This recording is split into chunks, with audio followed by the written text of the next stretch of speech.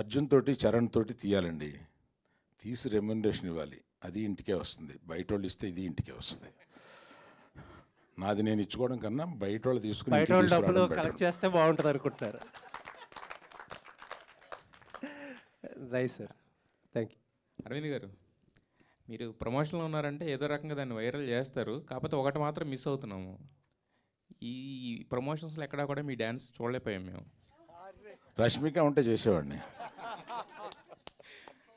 అయితే మీ బ్యానర్లో నెక్స్ట్ అల్లు అర్జున్ గారిది సరైనోడు 2 అని చెప్పేసి ఒక వార్త హల్చల్ చేసింది. సో ఇందాక ఇప్పుడు మీరు అన్నారు కదా బయట వాళ్ళతో చేయాలనుకుంటున్నానని చెప్పి, బట్ ఆ సినిమా మాత్రం ఖచ్చితంగా గీతా ఆర్ట్స్లోనే జరిగే అవకాశం ఏమైనా ఉందా? ఆ సినిమా అంటూ తీస్తే గీతార్స్లోనే జరిగే అవకాశం ఉందండి. రాహుల్ గారు సార్. రాహుల్ గారు బేసిక్గా ఒక కొత్త డిఫరెంట్ పాయింట్ టచ్ చేసినప్పుడు రిలీజ్ తర్వాత అప్రిషియేషన్ అనేది వస్తుంది డైరెక్టర్ కానీ మేకర్స్ కానీ. లైక్ ఈ సినిమా గురించి మీరు అన్నట్టు కొంతమంది చూశారు, ఇండస్ట్రీలో కూడా మాట్లాడుకుంటున్నారు, ఏదో డిఫరెంట్ పాయింట్ టచ్ చేశాడు, చాలా బాగుంది, క్లైమాక్స్ చాలా బాగుందని. సో అప్రిషియేషన్ వస్తుంది, రిలీజ్కి ముందే మీకు వచ్చేసింది. సో ఎలా ఫీల్ అవుతున్నారు ఆ పాయింట్ గురించి? ఇదంతా ఇప్పుడు రిలీజ్కి ముందే ఇంతమంది మాట్లాడడం, ఇండస్ట్రీలో కూడా మాట్లాడుకోవడం. అంతే అంతే నిజంగా.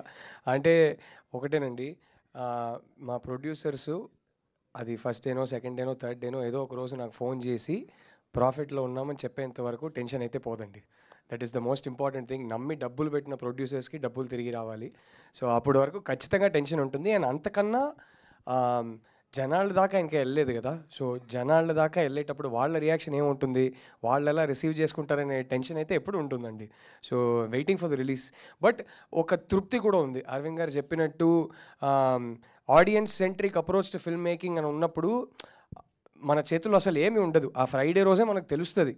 ఎందుకంటే వాళ్ళకి నచ్చాలని పాయింట్తో మాత్రమే సినిమా తీసాం. బట్ ఇక్కడ story centric approach to film making కూడా ఉంది. సో ఒక చిన్న సాటిస్ఫాక్షన్ అయితే ఉంది. ఏంటంటే రష్మిక నేను కూడా అదే మాట్లాడుకున్నాం.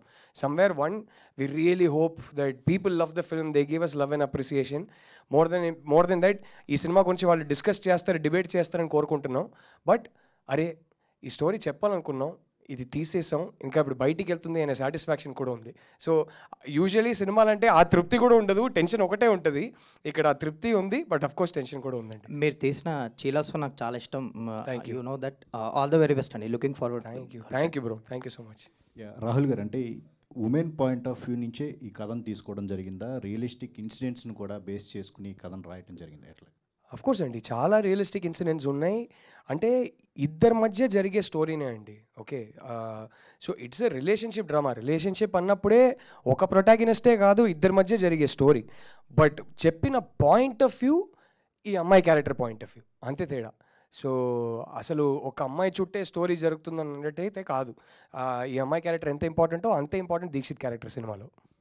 రాహుల్ గారు, నో చెప్పాలి అని చెప్పి ఒక పాయింట్ చాలామంది మాట్లాడుతుంటారు. అమ్మాయిలు నో చెప్పలేరు అని చెప్పేసి చాలా విషయాల్లో. సో అట్లాంటి చాలా పాయింట్స్ని ఈ కథలో మీరు ఏమన్నా డీల్ చేయడం జరిగింది అట్లా?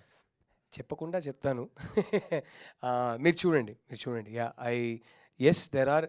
అంటే ఈ సినిమా ఎలాంటి టాపిక్స్ డీల్ చేసామంటేనండి, అసలు కోట్ల ఫ్యామిలీస్లో ఒక ఫ్యామిలీకి జరిగే చాలా విచిత్రమైన ఒక స్టోరీ అన్నట్టు ఏం కాదు. ప్రతి ఫ్యామిలీలో ఎక్కడో మీరు మీ ఫ్రెండ్ సర్కిల్లోనో ఎక్స్టెండెడ్ ఫ్యామిలీలో చూసుంటారు. అలాంటి క్యారెక్టర్స్, అలాంటి ప్రపంచం, అలాంటి ఇన్సిడెంట్స్, అలాంటి స్టోరీ. ఒకటేంటంటే అందరి లైఫ్లో జరిగే కొన్ని స్టోరీసు, చాలా సినిమాలు చాలా స్టోరీస్లో దాని గురించి మాట్లాడతారు.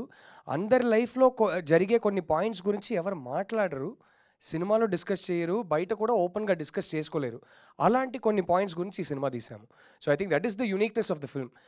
ఏంటంటే ఒక పక్కనేమో చాలా రిలేటబుల్గా ఉంటుంది బికాస్ అందరికీ జరిగే ఇన్సిడెంట్స్. బట్ ఒక పక్కనేమో ఎవరు మాట్లాడిన ఇన్సిడెంట్స్ కాబట్టి ఒక యూనిక్నెస్ కూడా ఉంటుంది. సో అది నమ్ముతున్నానండి. రాహుల్ గారు, సో వై